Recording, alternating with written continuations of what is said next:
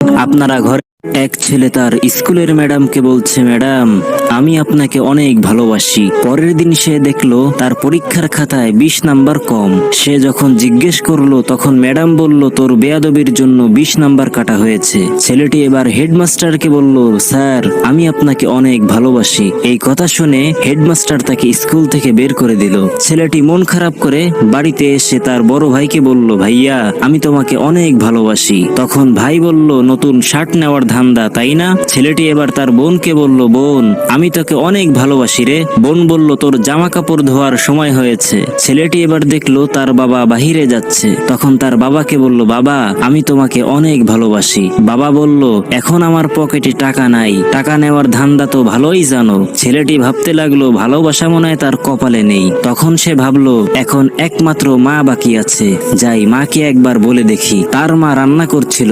ছেলেটি তার মায়ের কাছে গিয়ে বলল, মা আই লাভ ইউ, আমি তোমাকে অনেক ভালোবাসি। তখন মা মুচকি হেসে বলল, পাগল একটা, এটা কি আর বলতে হয়? মা রান্না শেষে অনেকগুলা খাবার টেবিলে রেখে দিয়েছে। ছেলেটি অবাক হয়ে বলল, মা এত খাবার কার জন্য? তখন মা বললেন, যে আমাকে আই লাভ ইউ বলেছে তার জন্য। প্রিয় বন্ধুরা, পৃথিবীতে স্বার্থ ছাড়া যদি কেউ ভালোবাসে সে হলো মা।